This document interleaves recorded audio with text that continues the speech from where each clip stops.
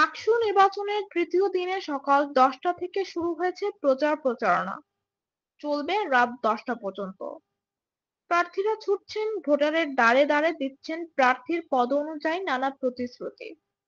তবে এরই মধ্যে বিভিন্ন বড় রাজনৈতিক ছাত্র সংগঠনের বিরুদ্ধে অনিয়মের অভিযোগ তুলছে কিছু প্রার্থী। বেলা 11টার সময় রাজশাহী বিশ্ববিদ্যালয় বিএনপি পন্থী শিক্ষকরা প্রধান নির্বাচন কমিশনারের সাথে দেখা করেন।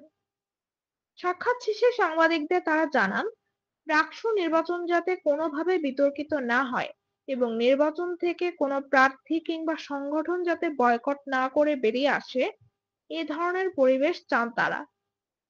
জানান, সার্বিক বিষয়ে জেনে নির্বাচন কমিশন তাদের সহায়তা করার আশ্বাস দিয়েছেন। দুপুরে ছাত্রদল সমর্থিত প্যানেলের সদস্যরা মোট 6টি দাবি নিয়ে দেখা করতে আসেন নির্বাচন কমিশনের সাথে। তাদের মধ্যে প্রধান দাবি ছিল স্বচ্ছ ব্যালট বক্সে ভোট গ্রহণ এবং ম্যানুয়াল পদ্ধতিতে হাতে ভোট গণনা। এ সময় ছাত্র দলের পক্ষ থেকে জানানো হয়, ভোটের ফলাফল যাই হোক না কেন মেনে নেবেন তারা। পরবর্তীতে হারলেও ছাত্রদের পাশে থাকার আশ্বাসও দেন ভিপি প্রার্থী। পরে সার্বিক বিষয় নিয়ে নির্বাচন কমিশনার কথা বলেন গণমাধ্যমের সাথে। জানান, ছাত্রদলের দাবিগুলোর সাথে শুধুমাত্র হাতে ভোট গণনা বাদে সকল বিষয়ে একমত হয়েছেন তারা। এরই মধ্যে 103টি স্বচ্ছ ব্যালট বক্স তৈরির কার্যক্রম শুরু হয়েছে। সুষ্ঠু নির্বাচনের স্বার্থে প্রয়োজনীয় সকল ব্যবস্থা নিতে প্রস্তুত তারা। শট এফ নজরুল ইসলাম, প্রধান নির্বাচন কমিশনার, রাকসু। শট শেখ নূর উদ্দিন আবির, ছাত্রদলের মনোনীত ভিপি। এই ইলেকশন থেকে আমরা পত্র-পত্রিকার মাধ্যমে জানতে পেরেছি কিছু ত্রুটি বিচ্যুতি ছিল। তা আমরা ইলেকশনটা যাতে সর্বজন সবার কাছে অধিকতর গ্রহণযোগ্য হয়, এই জন্য আমরা কিছু পরামর্শ দিয়েছি, যাতে কোনোভাবেই কোনো অছাত্র বা বহিরাগতরা এসে বিতর্কিত না হয়, এই ব্যাপারে ওনার সঙ্গে আমাদের কথা হলো এবং এই কথা আরো হবে যে আগামীতে মানে আপনাদের যে একটা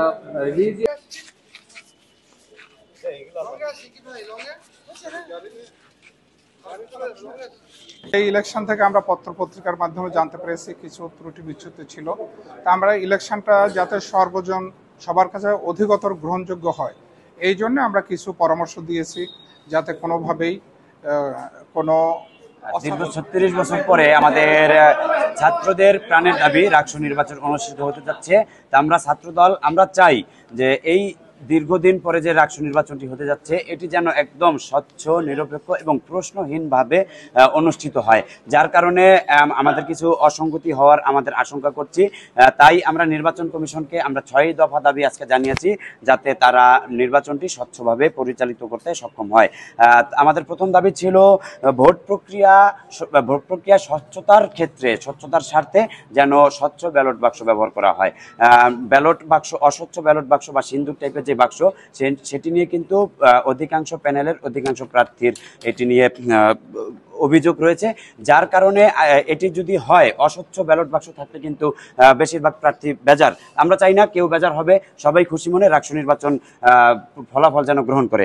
আর দ্বিতীয় আমাদের যেই দাবিটি, সেটি হচ্ছে ভুয়া এবং জাল ভোটার শনাক্তের ক্ষেত্রে ছবি সহ প্রচারণার কথা বলতে গেলে ক্যাম্পাসে উৎসব মুখর একটা পরিবেশ বিরাজ করছে। প্রার্থীদের কাছে যাচ্ছি, তারা বেশ ভালোভাবে সাড়া দিচ্ছে, কারণ দীর্ঘদিন ধরে শিক্ষার্থীদের ন্যায্য অধিকারের আদায়ের সাথে কাজ করে আসছি। তো সেক্ষেত্রে যেহেতু তাদের সিদ্ধান্ত নিয়েই এত বড় একটা কাজে আসা আর কি, সেক্ষেত্রে তাদের ব্যাপক সাড়া পাচ্ছি, ব্যাপক উচ্ছ্বাস উদ্দীপনার মধ্যে দিন পার করছি আর কি। প্রার্থী হিসেবে আসলে আমার প্রতিবন্ধকতা সব থেকে বেশি 30,000 সাধারণ শিক্ষার্থীর কাছে পৌঁছানো আমার পক্ষে খুব কঠিন হয়ে যাচ্ছে, কিন্তু আমি আসলে দৌড়াচ্ছি, প্রতিনিয়ত দৌড়াচ্ছি এবং তাদের ভোরের সময় রাজশাহী।